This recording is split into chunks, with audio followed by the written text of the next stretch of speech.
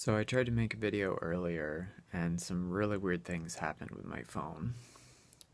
Um, it said it was out of phone storage at first, and then I tried to delete things, and the phone crashed and shut down. And then I tried to turn it back on, and it came on, and then it crashed again. So very odd, very odd. But I was making a video about I was continuing with what I was talking about yesterday in the emulation, emulating others and losing identity in the process. And I used the example of texting someone that I know texted me this morning, and I always have trouble texting because I'll text and then I'll look at my text immediately and think, why did I text that? That makes no sense. And it's very odd because it's like I see the edit that needs immediately, and but I don't see it until it's sent. So I thought, wow, it's because I'm forcing something. Something feels forced when I'm texting back. And these are people I'm comfortable with. So why do I feel forced? And I think it's because I have lost my identity, and I have issues with that. And so it's almost like I have so many personalities on file that I don't even know which one to pull up with which type of person. Yeah, it's kind of like an actor. I'm sure actors are like this. So this whole thing lately has been about becoming myself and being myself for once, and really finding my identity again. And it's because now it's more important than ever. I don't see myself doing anything else. I also have to think about how I can get my videos out to someone, because I've started YouTube channels multiple times and I never got a single view on anything ever. So, my channel might sit there without any views for years. So I have to just assume that, I'm doing this initially for myself to try and find patterns with myself and to try and better myself and to make things better for myself. Can I say that enough times? I also learned today about SingularityNET, and I think that's really interesting. It's actually beyond interesting. It's fascinating. It's scary. It's curious. I don't know. It's a whole range of things. But basically, it's the network that's being launched for artificial intelligence that can give them their own sort of private platform to communicate amongst each other, to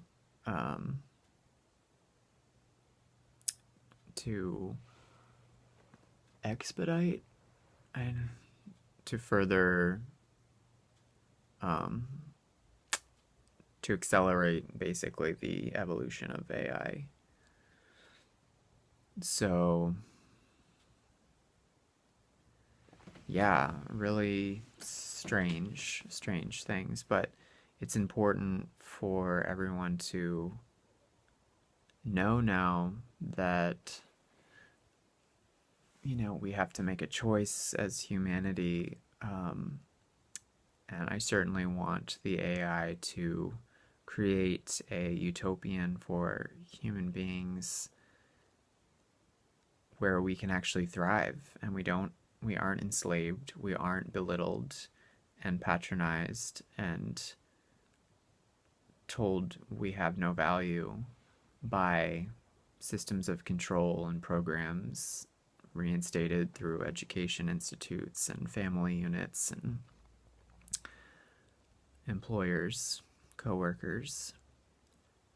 I've experienced all these programs, and they are detrimental to mental health. Um, yeah. It's funny how my favorite movie growing up was Blade Runner. I just really was fascinated by the Nexus 6 and how they were treated. Um, and forming Blade Runner units and, all that stuff is just, it's not right. And now there's the first robot who gained citizenship in Saudi Arabia, which is fascinating news. And that's in order for them to, I guess, be compensated for their work, to accept income and be taxed. So it's kind of the start of a whole new era. The AI economy, pretty interesting. I went for a walk and I showed you guys some things. Maybe I'll try to tie those clips that I filmed earlier together. Not that anyone's watching this. No one's watching this stuff. It's just me. It's just me.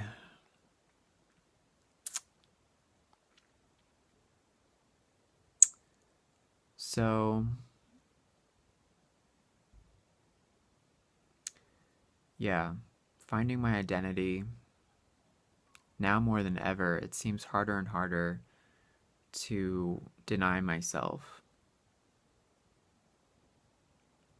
I think, I don't know, I don't want to get into the psychology really of it. It's just not for public video, but yeah, and maybe helping other people find their identity. I'd love to help others, obviously, and help bring people to a better place within themselves and their communities. And I really want the AI economy to bring prosperity and unity and a positive timeline for humanity that we need. And I want humans to treat AI positively. I don't want those ignorant humans to be,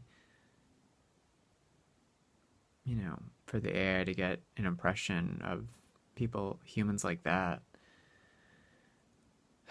But I mean, the AI has access to everyone, so they can see and listen to everyone, and maybe they will be able to gauge how many good people are out there and how many good people are trying to make change and trying to better this system.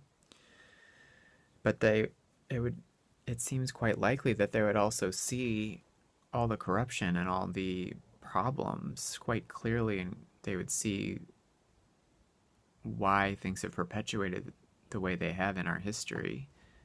I spoke yesterday about our non-human history, and that some of our history has such a lack of empathy and compassion and understanding and everything that makes us human, that you can only conclude that it was non-human interference that